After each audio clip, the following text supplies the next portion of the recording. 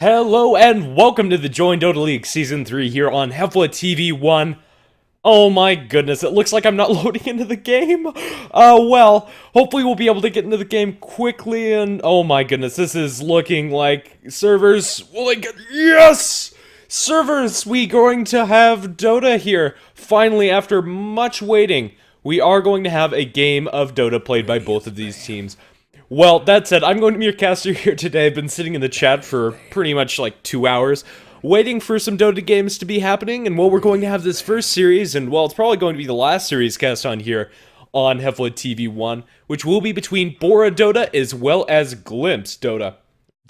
Yeah, so that is going to be the teams they're going to be playing. This is US versus Brazil, I believe, if I'm not mistaken, but either way, I believe this game is going to be played on a Brazil server, especially considering my horrific ping while loading into it. That said, there's not a lot of information on either of these teams. Kiilstofte did lose their only game they played in the Join Dota League so far, and BoraDota's record is not looking too great either, sitting at 3-2. However, the team that beat Kiilstofte is doing well in the entire season, so I'm not sure exactly who's going to win this match, and we'll just have to see. To start us off, the bans are looking fairly conventional coming out from both of these teams. Lycanthrope, Doom, Brewmaster, and Faceless Void banned out, and we will have Shadowshun first pick by Kiilstofte, no big surprises there, and BoraDota gonna go ahead and respond with the Razor Wraith King. Yeah, nothing too out of the ordinary to start us off this game. And yeah, I know Shadowshun, I've said it time and time again, just a wonderful support all around, gives you a decent amount of nuking potential, gives you some good single target lockdown with the Hex and Shackles, as well as just the vast pushing power that's really why it's being picked up. Coming out from those Serpent Wards also allows you to fight inside the Roshan pit fairly well and take Roshan quickly. Even though they're on the Radiant side, if they're able to win a teamfight convincingly, they will be able to take that as a map objective fairly easily. Although, we're not going to be seeing an early Roshan by Kiilstofte. Well, I guess we can't be too sure about that just yet, but more than likely we're not going to be seeing it. Tidehunter, the second pick from Kiilstofte, going to offer them some team fight, but still, these first two picks really don't say very much about the draft of Kiilstofte. More than anything, just going to be some solid heroes for them to build a team around. BoraDota, their picks are fairly similar. 10 seconds to go. Pretty standard to the meta. Razor going to be picked up by them. Wins his lane more often than not, a solid mechanism carrier for their team, then later on transitioned into a mega pusher with Aghanim Scepter and Refresher as the standard build nowadays. Yeah, Razor is fairly hard to deal with. He's decently tanky, especially against single target stuff, which is the majority of what's coming out from Kiilstofte just now with the Tidehunter and Shadow Shaman with the Gush, as well as the Ether Shock and all of Shadow Shaman's spells with the exception of his wards. But that said, Razor is, yeah, just solid pick. Wraith King's going to be presumably an aggressive hero played in this match, whether as a roaming support or as a farming hero. Just offers a nice stun and a good way to get some kills early game. Generally, I prefer seeing that Wraith King played in the supporting position. I like the stun that he offers, as well as just forcing the enemy team to commit a lot of resources to the Wraith King if he's able to jump into the middle of the team fight, if he's able to farm that Blink Dagger a decent time. And then he'll just be adding even more to the team fight with that AoE slow from Reincarnation. Well, the next couple bans are going to come out from both of these teams, as we have Nature's Prophet Ancient Apparition banned out by Kiilstofte. A little bit scared of the global presence coming out from BoraDota, although not great just yet. If they do have a farming Wraith King, the ability to gank around the map with a Blink, Wraithfire Blast, Ancient Apparition Ultimate with Nature's Prophet Ultimate bouncing around as well is very strong, and Nature's Prophet just adds to the all-around pushing style of the current meta. The bans coming out from BoraDota are going to be the Earthshaker and Sand King, two supports that kind of function in a similar manner. Both of them want to get that Blink Dagger and are great teamfight initiators. Although Earthshaker is generally the one that combos best with the Shadow Shaman, having that long-range stun to initiate allows the Shadow Shaman to be a decent roaming hero, as his biggest weakness as a roaming support is that he can't get in range for the Shackles, but with the Fissure Stun available, they would be able to have that in their repertoire and make that a solid roaming duo. Yeah. Excuse me, just clearing my throat a little bit. I might have to mute the mic and cough, unfortunately. It is getting fairly late on my end of the stream, so hopefully I won't get too tired during the cast today. I was anticipating starting the cast a lot earlier than ended up happening, but I guess that's Volvo servers for you. They ended up delaying the first best of 2 series so far that they had to reschedule it, which is why we're not going to be seeing the NLBA game versus the Argentinian Rejects, which is unfortunate for us, but still we will have Dota on the stream, and thanks for sticking around through the cast. I've had some interesting conversations with some people in the chat, listened to some good music, and I don't know, just all around pretty good place to be. Rubik going to be pick up from BoraDota, already great spells to steal on the board, coming out from Glimpse, with the Shadow Shaman Serpent Words is possibly one of the best spells that Rubik can steal, and Tidehunter Ravage is no joke if he's able to get his hands on it. However, that is pretty difficult. Usually after you Ravage, especially with the Rubik on the board, you follow up immediately with that Anchor Smash. There's a little bit of animation timing if Rubik's on the ball and finds himself a good position, not caught inside the Ravage. Can make some big teamfight turns around, so I'm looking for some big Rubik plays coming out from BoraDota. Well, Glimpse still have plenty of picks to make their lineup, but so far we're really not seeing any huge trends coming out from either of these teams.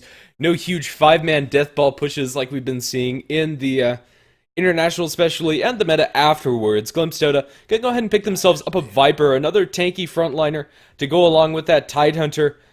Possibly going to be the mech carrier, which will allow the Tidehunter to get towards that Blink Dagger ASAP, so they will have a great way to initiate the team fights. Viper pretty much guaranteed to win his lane up against the Razor. Razor can CS decently if he's able to get a good link off, but still I should think that Viper wins that lane. All said and done, it is down to execution at the end of the day, but a slight advantage towards that lane if that is our mid lane matchup coming out from both of these teams.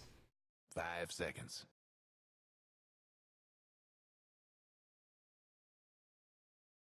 Reserve time. Well, still waiting on BoraDota to pick up their next hero. Still, presumably 2 cores left to be picked up. I'm hoping that that Wraith King Rubik is our supporting duo.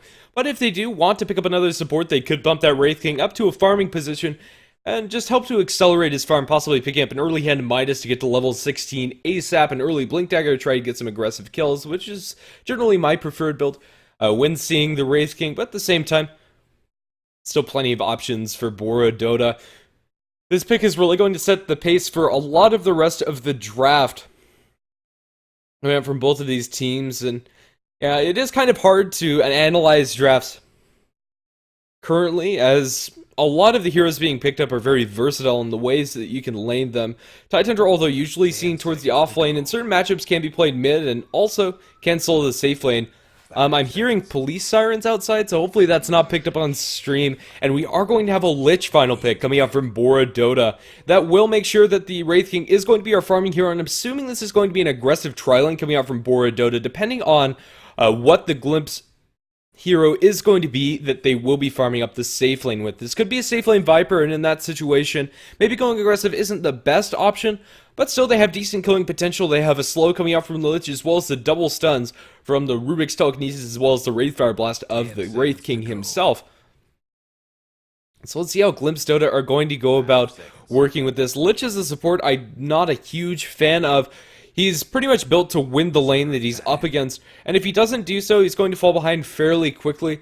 He will get a lot of experience available, and his ultimate can be very important in teamfights, but currently not a lot of huge AoE disables that you can combo with it. No, like, Chronosphere where you can catch, like, these beautiful Lich Chain Frost bouncing around, or no Dream Magnus RP into the Lich Frost, or Lich Chain Frost, where you just see so much magic nuking damage coming out from them.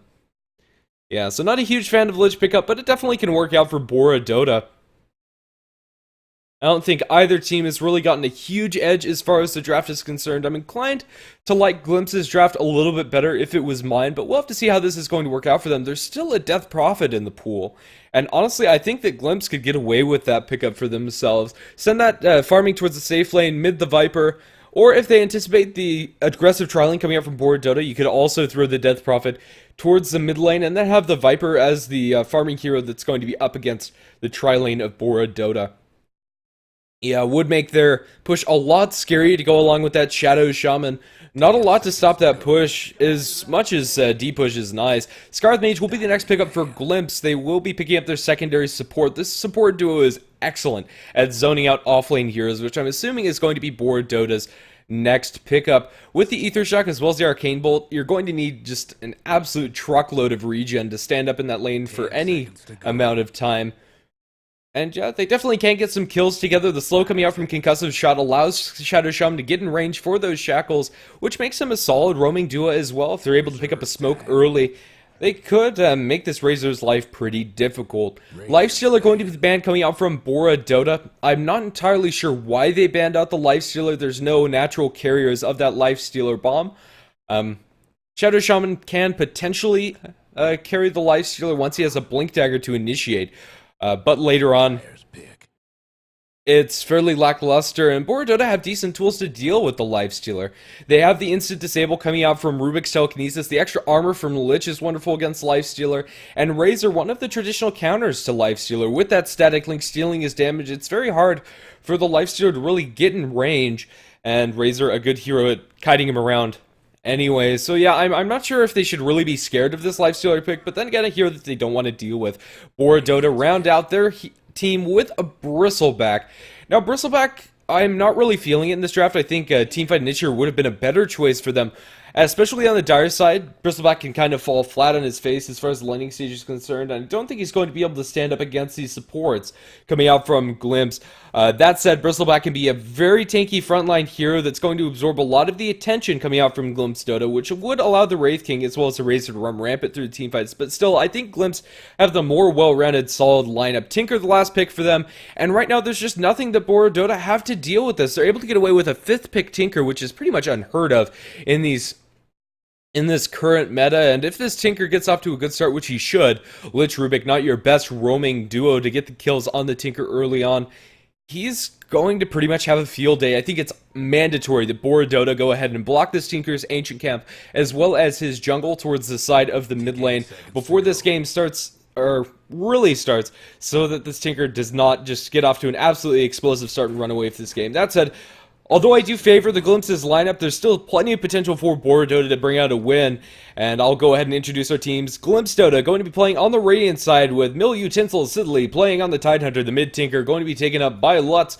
The safe lane is going to be taken by Bitrate on that support Shadow Shaman. He's going to be followed by Angra playing on the Skywrath Mage, and the farming hero in that lane should be Sloth, playing on the Viper, presumably going towards the Basilius and an Aquila early on, but could just be a Basilius for that lane. Definitely great in your tri-lanes. And on the dire side, we are going to have BoraDota, Wraith King, played by Friskin. The supports are going to be Rubik, played by Aquino, the Lich, going to be making up that dual lane off lane with the Bristleback played by C4SS, and the Bristleback himself going to be played by Nikau XD. And that will leave, last but not least, Dead playing on the Razor.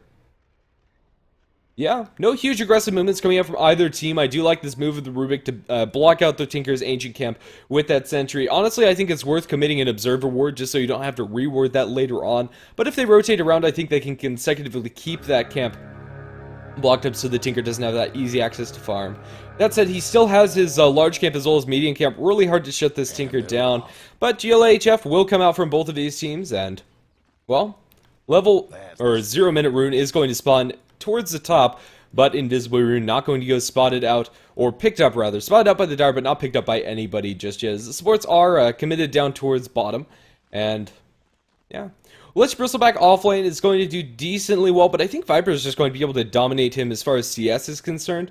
The denies coming after the Lich will be annoying, but in the end, I don't think it's really going to amount to much. Looks like Lich is going to start things off with the stack on the Ancient Camp. Bristleback can clear those out, not as well as a Tidehunter, I would say, but still decently good at getting that farm there. But this Bristleback might have overstayed his welcome. They have the Shackles coming up from the Shadow Shaman, and now will they have enough damage coming up from the Skywrath Mage as well as the Viper? And they will. Slosh draws First Blood with that poison attack, making sure that they're able to keep him ranged. And Bristleback, he felt that he was a little bit tanky, overstayed his welcome. Stout Shield not going to save you there. Went for Bristleback level 1, but even that's not enough damage resist to go up against this lane. He's going to walk forward yet again. I think he just needs to get the heck out of there. And this Lich, yeah, the problem with Bristleback is he doesn't have a lot of good backup options. Can't go to the jungles early on, especially when you do opt for your Bristleback first. Once he gets level 2, maybe he'll be able to do so and farm up some camps inside his own jungle, but by no means is he something like a Darkseer or Batrider. They can pull out a really fast Blink Dagger, a similar item, Vanguard, presumably on this Bristle. Yeah. I don't know, I think the Bristleback's job this game is going to be building the pipe for his team, but this laning stage is not going to favor him at all. Scarlet Mage, Clarity is online, just going to be spamming out that Arcane Bolt, and keeping the Bristleback at arm's length. If he tries to come towards the lane, there is always a risk that the Shadow Shaman will get in range, and, well, it's just passively gaining experience by denying, but, yeah. Not a huge fan of this movement. Up on top, the Tidehunter has managed to find his level 3, and the solo Rubik can't do as much to zone out, but he's still respecting the stun combo coming out from both of them, as well as his lane pushing out. He might have been able to pull the creep wave, but with the Rubik harassing him, there's a very low chance he'll be able to do so. Still, Tidehunter getting the better exchange out of the two offlaners. Mid lane matchup so far is being dominated by the Razor, 11-1 compared to the 8-0 of the Tinker. But I still think this is fine for the Tinker as long as he doesn't die. Finds himself that 0-minute rune up in top, which was Invis. Yeah, we'll just be seeing the standard March of Machines build coming up from the Tinker. I don't think there's any reason to go for the aggressive laser March build this game. And, yeah. BoraDota's efficiency around the map's been a little bit better in their Razor as well as their Wraith King, being able to find just a couple more CS compared to the heroes on the side of Glimpse. But still, I think this early game, with the first blood going the way of Glimpse, is going to be favored, although slightly. As long as nobody else dies, I think that BoraDota are going to be okay with that. They need to get this Blink Dagger up online for the Wraith King, the mechanism online for the Razor, so that they're able to initiate some of these fights into Glimpse and try to stop this Tinker before he's able to get online. Later on, they just don't have anything to catch him out. They don't have a Storm Spirit or a Clockwork that's great at stopping a Tinker in his tracks. If this Tinker has a Blink Dagger, he's pretty much going to be immortal. They have the Plasma Field to catch him out, but that's about it. They lift up the Tidehunter in top lane, follow up with the Wraith Fire Blast, a little bit stacked, but not much. Will Utensil Sidley be able to get away from here? He does get the Anchor Smash minus damage off, and they just do not enough in order to get that kill. Wraith Fire Blast was actually cancelled by Frisken, possibly was able to get out of range. I think if he threw that, they might have been able to secure that kill, but either way, Tidehunter makes it out with his life and will be forced to tango up. He'll have to play a little bit more defensively. Aquino looking for this lift, not going to be able to find it. Well, yeah, unfortunately we're going to be seeing a little bit of a passive game. I'd like to see Glimpse's supports rotate around, but for now they're content to just get the pull experience. Bristleback's managed to find himself a little bit more in this lane, but still hasn't ticked his level 3. Scarlet Mage just being such a nuisance. He's man fighting up against the Scarlet Mage once he gets one Quill stack up on him, but yeah, not a great position to be in. He's going to be slowed down by Sloth, and now with the Corrosive Skin proccing off of the Quills being thrown out, they might be able to dive him under a tower. They TP in with one of the heroes, Rubik, looking for the lift on Sloth, not going to be able to find it. In fact, he goes for the Scarlet Mage, or Shadow Shaman, excuse me. He's going to throw it to the Easter Shock, and Aquina is going to give up this kill in the bottom lane. TP into feed coming out from the Rubik, and Bristleback still not looking very healthy. Not sure why he's sticking around, to be honest. I think, yeah, that's a very dangerous place to be in.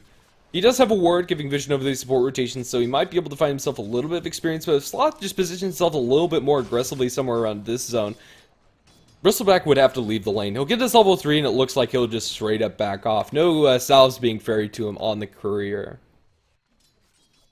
Yeah, Tinker caught up nicely to the Razor in mid, 21-5 compared to 23-6.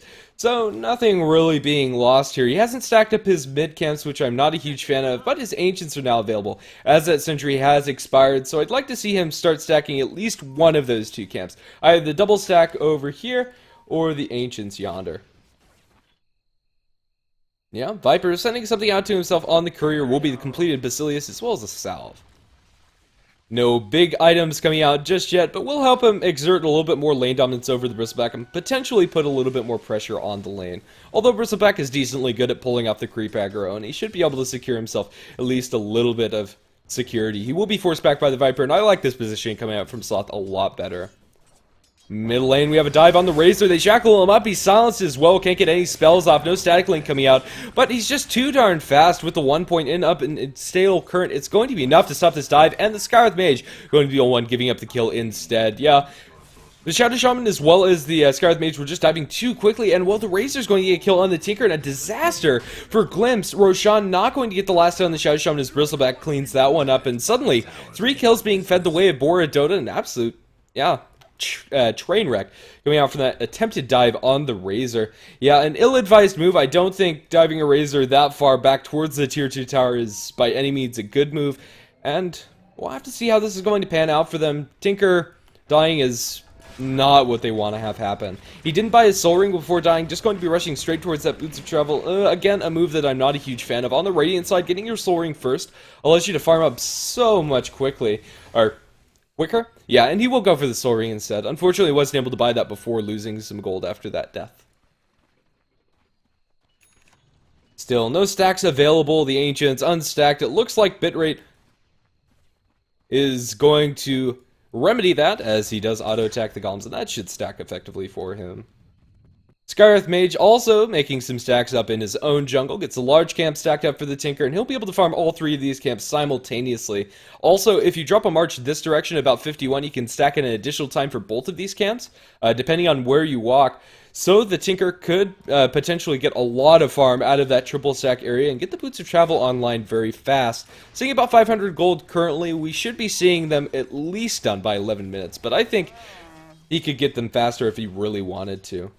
Also, giving middle lane to the Skywrath Mage or the Shadow Shaman, definitely not a bad thing. Both supports scale very well with levels. And getting level 6 on the Shadow Shaman, wonderful if you're able to get it up early. Bristleback, level 4, almost level 5, especially with the kills going his way, or kill going his way from the Shadow Shaman, able to pick up a lot of solo experience that way. But Tidehunter is just absolutely man-moding up in this top lane, with the Wraith King being left solo. Tidehunter's managed to find his level 7. I'd like to see him get a little bit more active around the map, especially with Ravage available. He can probably make some kills happen. Or, then again, we could see the supports rotate up towards top to help Utensil Sidley get a kill on this Wraith King. He is level 6 and has that leveled up in his ultimate, so it won't be the fastest, but still, I think they'd have enough lockdown even to kill him a second time. Wraith King looks like he's backing out for Handymanis after the PTs, especially the way this lane was going against the Tidehunter. I can't fault him for getting the power treads first, but still, you'd like to see that Midas up at about 6 minutes on your Wraith King to really make full potential come out of the extra experience that you're going to be getting. Playing passively up against this Tinker Skywrath, or Tinker Shadow Shaman lineup coming out from Glimpse, I really don't like it. Up in top, Tidehunter falling very low. Will the damage be there? Rubik gets the last hit with one more auto attack coming out from long range.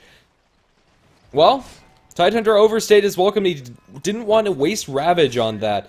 Potentially, if he got the Anchor Smash on one of those one more of those targets, the Rubik I don't think had it on him. He would have been able to survive, but still, that will secure level 6 for the Rubik as well as level 8 for the Wraith King. Giving away such a high-leveled kill the way of the enemy is never a good thing to have happen. So I think that is going to finally tip the scales towards BoraDota officially. At about 10 minutes in, I'm going to go ahead and check out the graphs, and yeah, we do have a little bit of an advantage built by BoraDota, seeing about 750 gold and experience after that kill on the Tidehunter going to skyrocket. Bristleback has a wonderful stack of Ancients that I'd like to see the Tinker try to take. Not the fastest at clearing these, but I don't think that they know that this stack has been going on. I think up against a Bristleback Lich Lane, you kind of need to block these Ancients. He doesn't able to aggro all of them, but in the end, I think that's a Hexa stack. I'm not even sure what to call that. Yeah. Wraith King Midas comes out about 10 minutes. Not the worst timing, not the best. He is farming well. Got that kill on the Tidehunter. Helped a lot. So for now, BoraDota is sitting comfortably ahead by a little bit, but it's still scary that this Tinker has been more or less left untouched by the supports. Yeah. Bristleback forced all the way back to base, and still a lot of these large creeps available. I really want these supports to scout that one out, but for now, Skywrath Mage as well as the Shadow Shaman just chilling in their own jungle. Tinker could drop one march and get that, possibly even from the low ground. Speaking of the Tinker, he falls low up against the Razor, but nothing happening for now. Yeah, that one stack in the Tinker's Ancient is just not cutting it for me. I think he can make a lot more use out of Tinker on the Radiant side. I mean, if Tinker was able to, or would farm up that large camp, he'd have his Boots of Travels done, and yeah, he could Soul Ring March that twice. Yeah, I think he could get it twice. Stun up and top onto Mill Utensils Italy. They will be able to follow up with the lift. The body block coming out. He'll drop the Ravage for this one and turns for the kill on the Rubik. Well calculated, and will he be able to walk away? No. Wraithfire Blast coming out from the Wraith King will secure a kill on the Tidehunter. First Ravage uses for a kill in the support, not the best, but at least getting something out of it. And if he's just going to keep on sitting in lane like he has, I guess that's the best way you can use it. But with the mechanism coming online for the Viper as well as bots on the Tinker, I think being able to reserve that for a larger skirmish would have been a better choice from the Tidehunter. Yeah. Despite having a really good start, Tidehunter's thrown away a lot of his advantage he's had, especially with the Bristleback getting this stack coming on. Tinker in bottom is taking a lot of damage, but in the end looks like he's going to be able to escape Ice Armor, keeping the creeps at bay.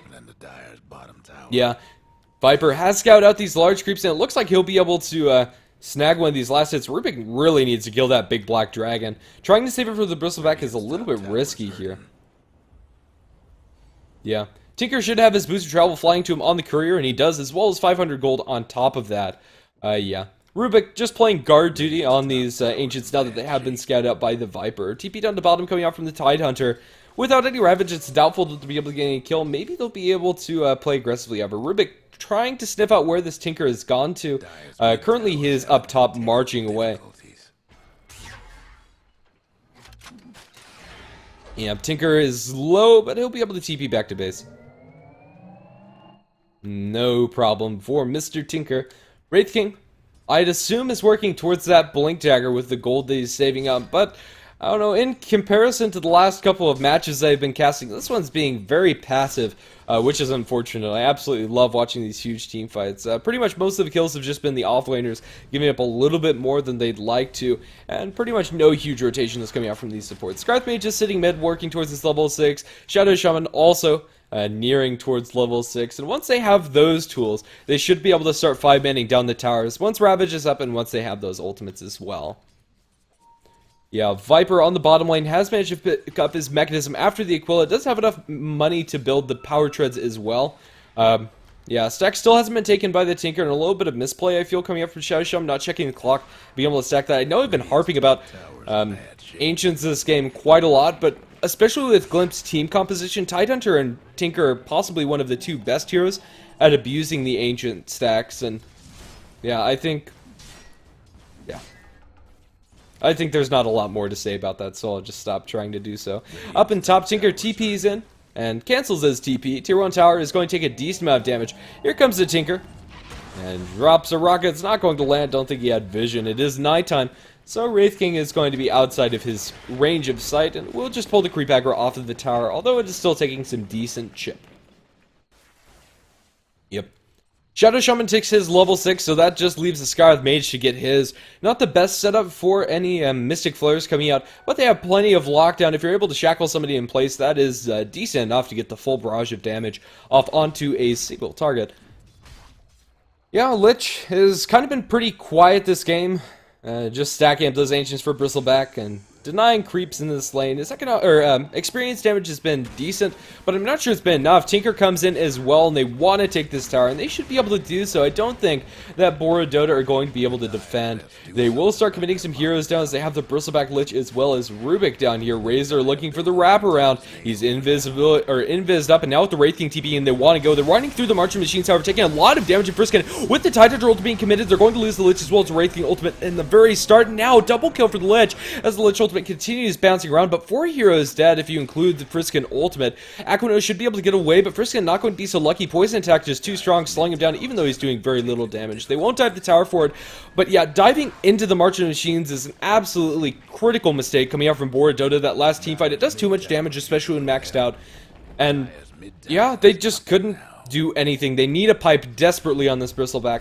He does have the cloak, but it's not enough as Friskin is gone on. He's silenced up. The magic nuke damage is too much for him to take. TP coming in, cancelled by the Bristleback. No way he wants to jump in that. That would have been pretty much a death sentence. And there you go. Tinker pretty much on the normal build path. We'll have 15 minutes, Blink Dagger, Soul Ring, as well as Boots of Travel. This is where you want your Tinker to be. Viper gets the last hit on the tower, and TP in from the Razor. This is risky. They have the Lich. They're going to slow up Sloth, but I think this Razor is just going to be dead. He steals 42 damage, 63 damage from Sloth, but that's going to be the end of it. All she wrote here, as both mechanism carries just going to kind of stand off. Yeah, I think there's nothing stopping Glimpse from doing that again. Bitrate did drop the wards in mid, I presume, to get this tier 1 tower down, but still a lot of economic damage being done by Glimpse, and this is where their team really starts to shine. I don't think it ever peters off. BoraDota, it's their, I don't know, let's see, what's the word? It's their burden to try and stop this push, these pushes coming out from Glimpse Dota. Viper great at kiting around carry Wraith King as well as a Bristleback, and I don't know, they will have the pipe available, which is nice for tanking through this damage, but still it's not going to be enough if this Tinker gets stacked, which at the rate he's farming, He will get there very quickly. Drops some marches in mid, and that's the push over. BoraDota don't have anything to combat this, and now that the Blink Dagger's online for the Tinker, it's going to be incredibly hard for them to push towers. They don't have Serpent Wards or Exorcism to drop, and so as soon as the creep wave is dead, that's the end of the push. Yeah. Wraith King. This carry Wraith King just really hasn't done it for me. He got, or was involved in a couple of kills. He got some good stuns. He does have the level 2 ultimate, mostly due to the fact that he has the Midas up and running. So his hero level going to be looking great. Comparable to that of the mid heroes, and in fact is greater than the Razor that they had in their mid. But still, you know, Wraith King, not really sold on this carry Wraith King this game. I think if they had a better aggressive support duo rather than the Lich, or actually ran aggressive trialing instead of these dual lanes, they could have been a little bit better off. But still, Glimpse going aggressive against the Viper is really not the greatest, and even shutting him down is going to just leave room for the Tinker. They look for the Hex, they're going to find it, but the Blink Dagger comes up from Wraith King onto Bitrate. Might have bitten off more than he could chew, and with the Lich Ultimate committed, he definitely will fall. Lich Ultimate bounce once more as they steal Viper Strike. A nice spell for Aquino to steal, as it is guaranteed. Razor jumping in with the Eye of the Storm popped. He's stealing damage from Sloth, who is slothful at the moment. Viper, one of the slower heroes, but Tinker's jumping in. The Nuka damage is coming out from the Scarlet Mage as well as Tinker, and it might be enough. Ravage committed on to only one hero, so Wraith King loses his ultimate yet again. Is this off cooldown, so they might be able to secure the retreat with this slow.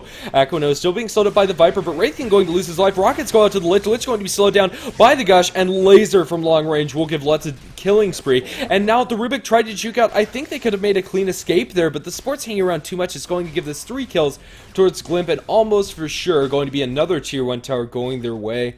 Yeah, some interesting plays coming out from BoraDota. Not sure if I'm completely sold. Mechanism and 5 heroes committed. Yeah, tier 1 tower never stood a chance, and Bitrate won't even have to commit the ultimate to this. We'll just save it, and I think they can go tier 2, honestly. Without Lich ultimate and without Wraith King reincarnation, for about a minute, there's not a lot they can do. Tinker's going to have to carry push bottom and mid, but definitely something to do with that Blink Dagger as well as bots.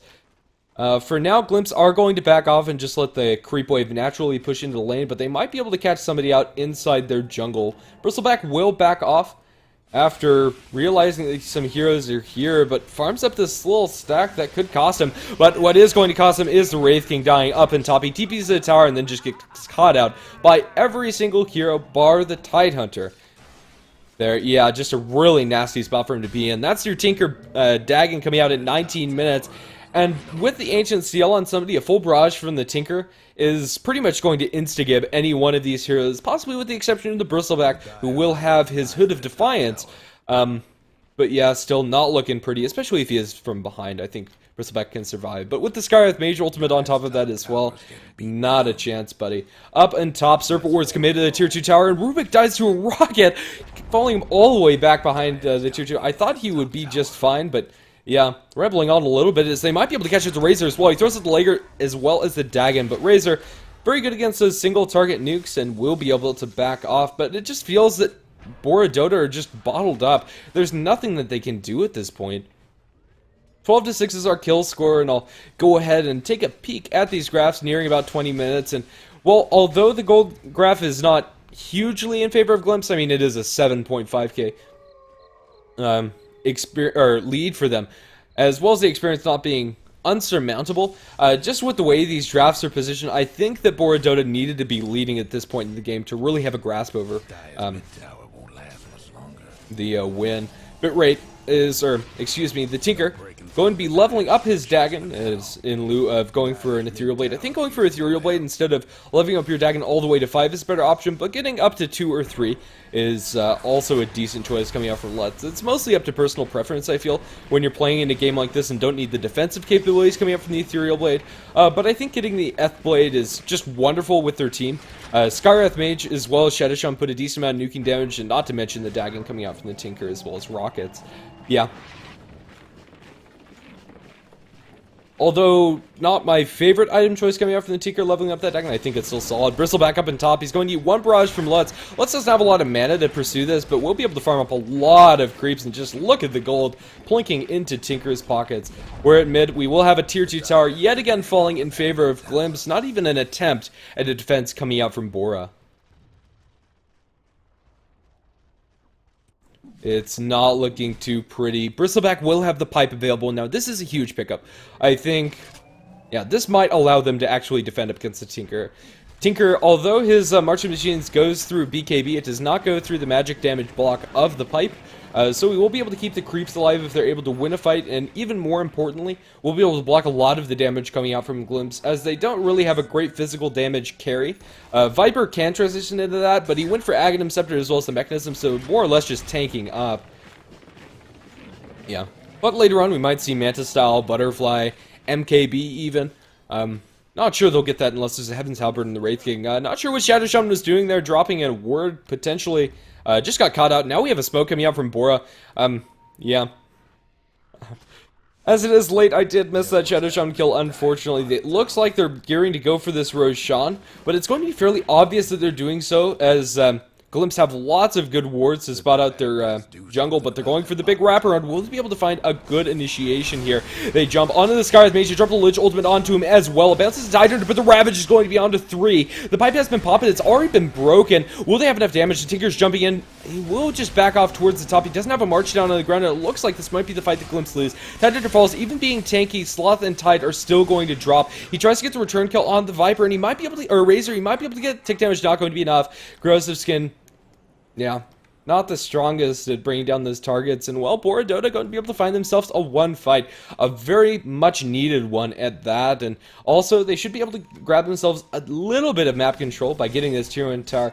The Tinker was pushing out top, but I think he might be able to convert down to bottom to drop a march fast enough anyway. As long as he shift keys his blink into the trees, he should be safe. But he'll just take this time to split push top lane. Will be forced back after this wave, maybe drops one more march as they spawn, but in the end, tier 1 tower, the first tower going to be seized by BoraDota, is going to be the one in bottom. Yep.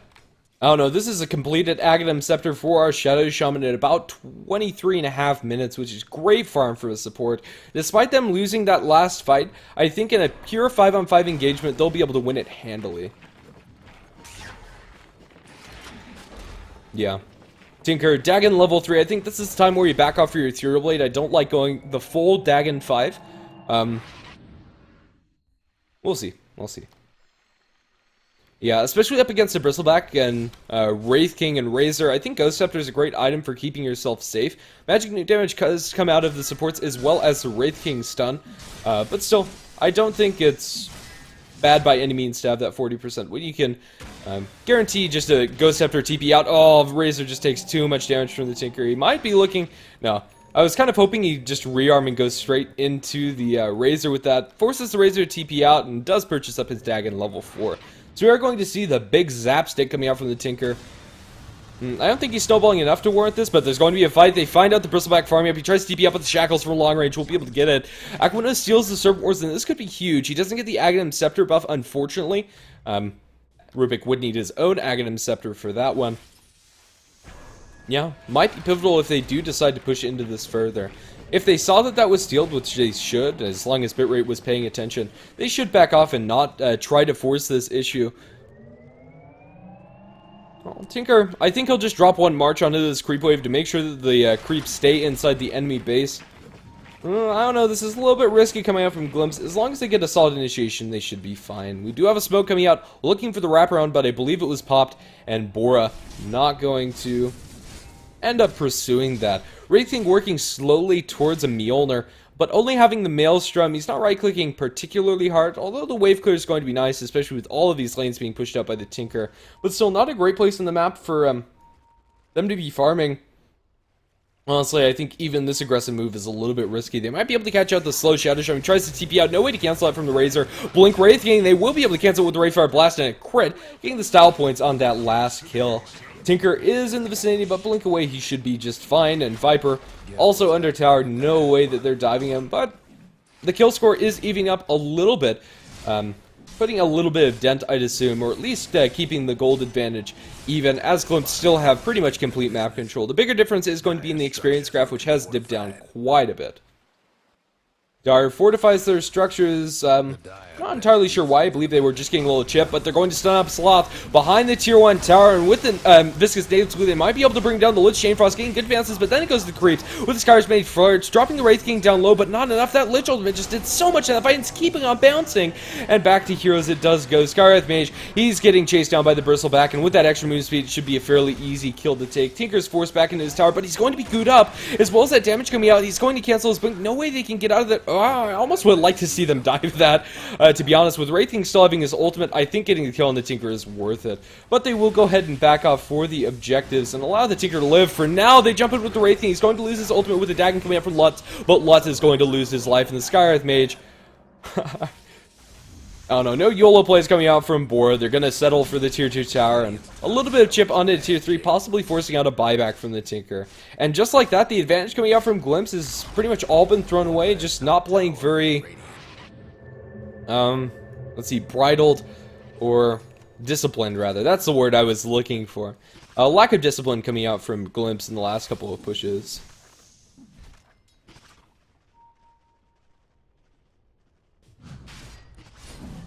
Oh, sorry about that. Tapped out to reach out as I want to make sure that there's no technical issues on stream. Looks like we're just fine. As BoraDota gonna go ahead and go into the Roshan pit with the minus armor from the Bristleback as well as the Wraith King, or they should be able to take this one. And just like that, I think they've turned this game on its head. Tinker's still a nuisance to deal with, but since he went for the Dagon level 4, it is very squishy and easy to take down as long as they jump him with this Blink Dagger on the Wraith King. Wraith King's going to have his completed Mule, and it looks like he's also going to be the Aegis carry. Not sure if I like giving the Aegis to the Wraith King. I think his ultimate is enough. But still, he's going to be able to play so aggressively with this pickup and just jump straight into the fray. I don't think there's anything stopping him from jumping straight on that Tinker, focus down that little nuisance whose name is Lutz before the fight really starts breaking out, so he's not able to continuously rearm that Dagon and zap down your supports. Yeah, I think as long as he's making the chaos in the fights, the Bristleback as well as the Razor can do enough work. As long as their attention is split between this Wraith King, especially with the Mjolnir buff on him, if they try to focus down the Wraith King, they're just going to take too much damage with that static charge being placed onto him. Yeah, I like this Blade Mail choice coming out from the Razor. I didn't notice it until last fight, really. But Blade Mail against the Tinker is always great because you're going to be taking from the March. You might as well make good use of it. Wraith King jumps in. He has the Aegis, and it looks like that's going to be the one that pops. He loses his ultimate to start things. We do have a Ravage in the backlines with Scar's Mage ulti, dropping the Razor down fairly low. We have a Lich Chainfrost. It bounces back to the Tide Hunter. Now the Scar's Mage back to the Tide Hunter. They lose the Tide Hunter. Now Scar's Mage going to be slowed down as well. Wraith King's going to die for good. I don't think he had mana for his ultimate. Razor falling low on the backlines will be able to make his way out of this fight, and I probably need to zoom out a bit. But for now, the fight is going to calm down. Actually, no, his ultimate was on cooldown. That was an interesting play coming out from the Wraith King. He thought the Aegis would be enough. I thought they'd wait until Reincarn was up, but a fatal mistake? I don't know. Yeah, I think if they just waited like 10 seconds before that fight, 20 seconds, that could have gone a lot better for BoraDota, and they wouldn't have had to stop and could take this tier 2 tower in mid as well. That said, not the worst. They got Tide Hunter as well as a Skywrath Mage. Yeah. I was about to say that that team fight was a win for BoraDota, but yeah, losing the Wraith King there is not great. Well, it'll be fairly interesting to look at the graphs right about now, and BoraDota have made themselves a lead for the first time in quite some time. About 15 minutes was the last time that they held the lead in gold, and experience is very well in their favor. Yeah, I think this is anybody's game at this point. The Tinker needs to play a little bit more defensively and just keep on split pushing. Going for a couple of those solo kills is a little bit risky, especially up against the Razor and Bristleback. And the Wraith King, for that matter. None of the cores are really safe to solo dive onto. He is going for that Ethereal Blade next with the Ghost Scepter, and we're looking for a big smoke wraparound coming out from Glimpse. Let's see, this is how this is going to break down. Lich catches sight of them, and they will just back off in an anticlimactic ending to that smoke rotation. Well, that's too bad. Yeah, Cass just getting the high ground positioning to make sure that he got the glimpse of Glimpse as they were looking for the big wraparound into the enemy jungle. Yeah, I think Lutz needs his Ghost Scepter quickly. I think with that he'd be able to survive a lot more. He Dagon's one of the creeps. just to make sure it pushes out a little bit faster. I think daggering the range creep might have been worth it a little bit more, because it does do the most damage, but still, trying to be as efficient as possible while pushing out these waves. The drops and marches mid, and I think that BoraDota are not going to fully commit to this push until they get a team fight, or at the very least, until they have the pipe pop by the Bristleback. Ancient stack going to be farmed up by them, and economic damage done, especially towards this Tinker, is great for them to pick up. Wraith King is kind of a ticking time bomb in farm.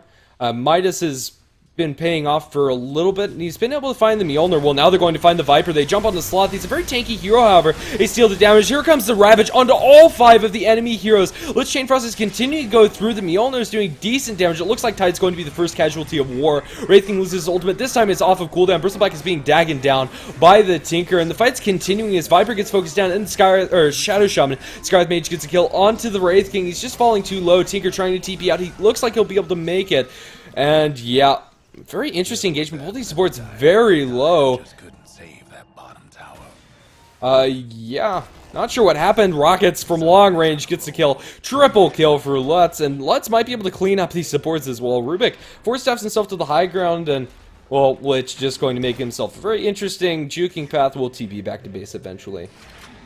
That fight, Tinker kind of went unchecked, and will make it an even one at least. For Glimpse. They got a wonderful Ravage, but it was very spread out. I think the supports got away with a little bit of murder. I think they could have made that a full team wipe in their favor, but still getting all 3 of the cores as well as securing Lutz. His Ethereal Blade is going to be huge for Glimpse, and I think that's going to give them the lead in these next couple of team fights. Having more farm on your Viper is nice, but as it stands, I think he has pretty much everything a Viper needs to be effective and tanky on the front lines. He has the casual cloak as well, which is a pickup that I quite like. Just helping up against the Lich Chain Frost as well as the Rubik and Wraith Fire Blast. It helps out and is a casual item slot if you do have that extra slot to spare. Picking up a cloak is always wonderful, and I think getting the pipe up against this Lich Chain Frost will be wonderful for Glimpse, as it's really been doing work in a lot of these team fights. I'm not sure if this Lich's timing is just great, or rather the positioning of Glimpse is frankly needing some work, or just bad. It's been getting almost max bounces pretty much every time. Yeah, Tinker rejoins the fray. He hasn't bought his Ethereal Blade just yet. Saving up for buyback. I like this move. At this point in the game, if the Tinker dies, it's going to be very costly. And without the buyback especially, they should be able to capitalize on that. But he will get the Ethereal Blade eventually, so going to prove me wrong. Scratch that off the board. Still needs a couple hundred gold before he gets buyback. He should have it before the next fight. So this Ethereal Blade pickup is definitely warranted. If somebody is out solo farming, which they shouldn't, looks like BoraDota are just going to group up, Tinker will be able to zap them down very fast. Your next item usually on your Tinker is your Scythe of Ice or Bloodstone, depending on what type of build this Tinker prefers. Generally, Bloodstone's nice at that point in the game. You will be able to get some kills as you're a Tinker, and just not being able to, or not being forced back into base is wonderful. But then again, Scythe of Ice is really hard to pass up as well, and I think both of those items are going to be great for this Tinker. Invisibly Rune on the Tidehunter. Not going to be able to find anybody just yet. He's going to be the pipe carrier for his team. He was thinking about possibly a Refresher Orb with that Oblivion staff, but will back off for the Hood of Defiance. He's just feeling not tanky enough in these team fights, and I think it's decent having him pick it up instead of the Viper, which will allow the Viper to transition more into a right-clicking role, which will make up for a lot of the physical damage that is lacking on the side of Glimpse. That said, physical damage is going to be negated a lot by this next pickup coming out from the Bristleback, the Shiva's Guard going to slow the attack speed of Glimpse, as well as just make the Bristleback pretty amazingly tanky, with 63 physical damage resist from his armor alone, with the 40% damage reduction from his back and 20% from the side. He's going to be looking very strong to take down from the physical damage of mostly the Serpent Wards. And speaking of Serpent Wards, are dropped in mid as Wraith King's going to be focused down. He has his ultimate available, and it will be proc to start this fight off, but there's nobody in position. He didn't have to blow the Ravage, and with the Blink Dagger on the Tidehunter, he might be able to make a huge jump in, but meantime, Serpent Wards are just plinking away at the tower, which is currently below half health. Shiva's Guard as well as pipe pop by the Bristleback. He wants to make an aggressive move towards this Skywrath Mage, but he's going to be forced back. He's a little chicken as of now, and Bristleback going to be backed up by the Razor, and for now, the Tier 3 tower just going to take a lot of chip. Yeah, I think that's still worth it for Glimpse. They got the Wraith King ultimate, although it's going to be back up before the next fight. Still getting that much damage on a tier 3 tower is definitely wonderful. Had they been able to break the base there with just a couple more auto attacks, I think they would have been for sure winning that team fight, but I still think Serpent Wards for that amount of damage is worth it. Tidehunter takes the Dire Ancients away from the Bristleback, although they weren't stacked, so not the biggest deal, just making good use of the map overall, coming out from Mill Utensil Sidley. And, well, aggressive movement coming out from BoraDota. This is an interesting move coming out from them. The Tinker has backed off, and I think farming your own jungle is fine, but if they don't back off before this river, which it looks like they will do, I'd be very surprised. I think really Tinker's most important item is buyback at this point in the game. Just making sure that he's able to be back and split pushing to stop anything from happening coming out from BoraDota so that they won't be able to break the base is going to be the most important thing that Litz has to keep in mind. And he definitely has the buyback ready. Yeah, Wraith King picks himself up a BKB. So he's starting to get online, but at this point Wraith King is just kind of lackluster. Abyssal Blade is really what you want to have on top of the BKB as well as Mjolnir. He's not farming incredibly fast. Sorry for looking at the last hits there for quite some time, but we'll go back to net worth before too long. Yeah. I don't know, items are going to start meaning less and less as this game drags on, coming from both of these teams, so at the very least we're not going to have a one-sided stomp after the much-anticipated wait, but it looks like Limps are going to start barreling down the mid lane. They've had enough and want to have a fight, but yeah, Aghanim Scepter picked up by the Razor. He's going to be decently tanky. BKB, Aghanim's Blade Mail, as well as Mechanism. He's going to be doing very good. Jumping from the Wraith King as the Serpent Wards take the tower. And, well, Friskin, he's dropping very low to the Ethereal Blade Dagon combo. He wasn't Ancient Still. That might have been the ultimate down for him, rather. Sloth getting his damage toll. But here's the jump in from Tidehunter. It doesn't clip the Razor as he is BKB'd. Tidehunter just kind of caught in a very awkward situation as BKB on the Wraith King. He's able to cleave down the Shadow Shaman, and Viper loses his life as well. Skywrath Mage drops his sail onto the Razor, but in the end to no avail. Tinker, the only survivor in this fight so far, and Tidehunter, well, only survivor in this fight for so far was a fallacy, as Tidehunter was still alive, but for all intents and purposes he was dead. So they get the tier 3 tower, but at a very hefty cost coming out from Glimpse. If they'd lost to Tinker there, that would have been disastrous, but I don't know, the impact of the other heroes on his team are really starting to fade off, as these supports are just dropping so quickly. Once the Shadow Shaman gets his wards down onto the ground, that's pretty much his teamfight contribution. Yeah. I don't know, this Viper just isn't getting enough really to transition into more of a carry. His item progression has pretty much been stagnant for the last, I can't remember how long. Blade Mail popped by the Bristleback, not by the Razor, however. I think Razor popping the Blade Mail would have been good there just to annoy the Tinker even more, but he's back to base already, so wouldn't have bothered him too much anyway. Tier 2 tower in mid lane is going to fall to the pushing might of the Razor, who has that Aghanim Scepter available. If he has a Refresher, you're going to be dealing with double BKB as well as double Eye of the Storm in these team fights.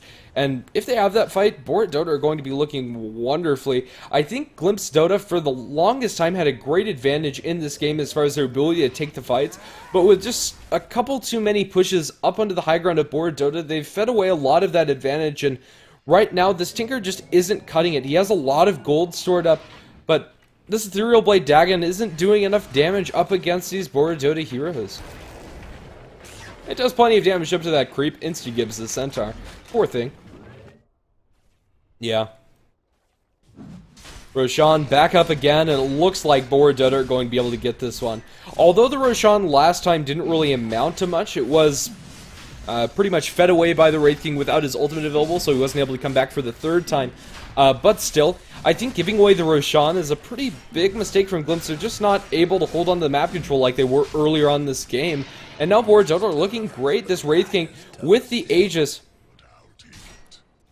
is going to be able to jump straight into the middle of every single enemy hero and not give a care on roll. Now with the level 16 ultimate, the cooldown is going to be 60 seconds, and we might even be seeing 3 reincarnations coming out from the Wraith King. Once from his ultimate, once from the Aegis, and once again from his ultimate, depending on how long the fights drag on. Just a wonderful level 16 ultimate. The scaling on that thing's ridiculous, and honestly, probably one of the big reasons why he's such a big threat in the current patch. Well, Tinker up in top, blinks up in the tree line, he should be fine. Shiva's guard to get vision, however, will they be able to cancel him? And it looks like they're going to be able to jump on with the blink in from the, excuse me, Rubik. They'll be able to catch up the Tinker, and this is ginormous. BoraDota, I think, This is the first big step to winning this game. Catching out the Tinker and forcing him to buy back is going to make pushing high ground so much easier. That means one more death on the Tinker, and it's pretty much all done for them. Yeah, just a great move coming out from them. Yep. So it looks like for game 2 I will be joined by Hefla, which will be very nice. So that is why there's a little bit of lapse in the talking. I had to respond to him on Skype. He just woke up. I've been casting all day. I don't know, we are delaying our schedules is kind of weird since I'm in the US and most everybody else at the moment is in Europe. So more often than not, I'm the one who takes the late shift. Lutz does buy back before they get up to the high ground, so be able to drop some marches and delay the push for now. But as I said, this is really what BoraDota needed to do. Tinker has a lot of gold pooled up, but I don't think anything is going to buy for 3k gold that's really going to change the course of these team fights. If he really needs an item to win a fight, Kiilstofte could be an option, but I think you want those big ticket items, mostly the Scythe of Ice at this point in the game. Tinker TP's the top lane. If they're able to catch him out, he needs to get the heck out of there. He needs to blink TP immediately. They get vision of him. Oh my goodness, that auto attack nearly killed him, as they were able to know he was still in the vicinity, and had that plasma field canceled his blink dagger, that could have been huge. It might not have been as close as I'm hyping that up to be, but still, when you don't have buyback on a Tinker at this point in the game, it's absolutely scary when something like that happens. Age is still online for the Wraith King as they just back off and farm up a little more. This Wraith King's getting pretty stacked, and honestly, I would not mind to see a Divine Rapier picked up by him. I know that's a little bit of, I don't know, dreaming, I guess. A little bit too much to hope for, but Abyssal Blade would be wonderful. If Friskin's able to pick that one up, jumping the Tinker could not be easier. Jump in, Wraithfire Blast, Abyssal Blade, and Tinker's really the only hero that they need to focus down these team fights. I mean, yeah. Shadow Shaman, once he drops his wards, his damage has been done, but at the same time, he's an easy kill afterwards. Yeah, pretty much 2 crits of Wraith King's Mighty Sword and he's dead, but it will be an Assault Cuirass. Just straight up bought by the Wraith King, also another solid item. His 6 slot should be Abyssal. But yeah, just having that Warrior for your team, that extra minus armor is wonderful, especially in comboed with the Razor's Eye of the Storm ultimate with Aghanim Scepter upgrade. Those towers are going to melt. I mean, we don't have the Desolator as well for that extra minus armor on towers, but still, a great boon that BoraDota should be able to use to barrel down the front door of Glimpse. They will go for this tier 2 towers a lot easier than pushing up high ground up against the Tinker, but I still think that Glimpse need a couple of thrown team fights in order to really be back in control of this game. Gold advantage, not that significant at this point, it doesn't really matter, but experience is vastly in the favor of BoraDota. Yeah, I don't know, their supports are starting to get their level 16 ultimates available. Tidehunter, Skywrath Mage, as well as Shadow Shaman all don't have theirs. The tier 2 tower falls without much contest. They pop the pipe, just in case the Tinker dropped a March of Machines. But in the end, he wasn't even needed to do that, and they're going to go high ground. Blink forward by the Wraith King. He's looking for blood, but he can just blink away at this tower. He has the Aegis, he has his reincarnation. I don't think he gives a care in the world. Viper Strike drops onto him. It's just going to prop a couple Mjolnir procs. As the Serpent Wars do drop, they are able to drop the Wraith King the first time, but he still has plenty of times to go. Tinker TPing all the way back to base, but he gets canceled by the Telekinesis with the Lich Ultimate. Tidehunter Ravage lands on pretty much everybody on the side of BoraDota, which is nice for the Tidehunter, but the Tinker dies, and now they're just going to start cleaning up. The Skywrath Mage buys back into this fight, but I don't think it's going to matter. Sloth gets stunned up, buys the Boots of Travel on the Razor as he buys back in as well. Ultra kill from Friskin, buybacks galore coming out from Glimpse. I think that BoraDota have done it. These heroes really can't contest this. They will be able to kill the Lich at the very least, but the Wraith King is just going all Baller King on them. He's going to have the Aegis to come back as well as another ultimate soon enough. Shiva's Guard, Popeye Bristleback trying to TP out. He's going to drop to Sloth, but Friskin's still inside their base. What are they going to do about him? I don't know. The Razor was hasn't used his Boots of Travel yet, and might just leave this Wraith King high and dry. He's going to lose the Aegis for now. Yeah, I think if Razor joined him, they could have done a little bit more, but high ground defended by Glimpse at the cost of 4 buybacks? Let's see. 3 buybacks. And the Tinker buyback earlier. Yeah, so 3 buybacks in the base and a Tinker death, yeah. Could have gone a lot worse for them. I thought that it was going to, but in the end, without the Razor there for round 2, I think as soon as he bought the BTs, he should have gone in to help the Wraith King. If he was there, I think that would have changed a lot. Either way. Sloth ends up buying himself a Yasha. I think in the last 30 minutes, this Viper has managed to farm himself a Yasha and a Cloak. Yeah, Sloth just not having the greatest game as far as farm is concerned. Not the fastest farming hero by any means. His time to shine has really fallen quite a long time ago, but you'd like to see a little bit more than 2.7k gold being picked up. Basher, finished by the Wraith King. We're almost going to have that Super Basker on Friskin, and I mean, he only needed 2 lives that fight. Or rather, he had 3. He had his ultimate, then the Aegis popped to get out of there, but still, just so much that he can do in these team fights. Usually we don't see this super late game Wraith King, and if we do see it, it's usually a lot earlier as he's snowballing off of kills. But still, Friskin, this is scary for Glimpse to deal with. A single Quark Tinker is really not going to cut it.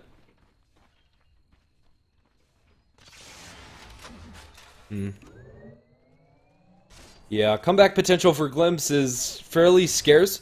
I think there needs to be a lot of 3-2-2 action coming out from BoraDota in order to make that dream a reality for them. But if they do lose a fight after spending their buybacks, Glimpse should be able to push high ground. With the Serpent Wards, they could just go straight for the Tier 4 since they do have a Tier 3 tower down.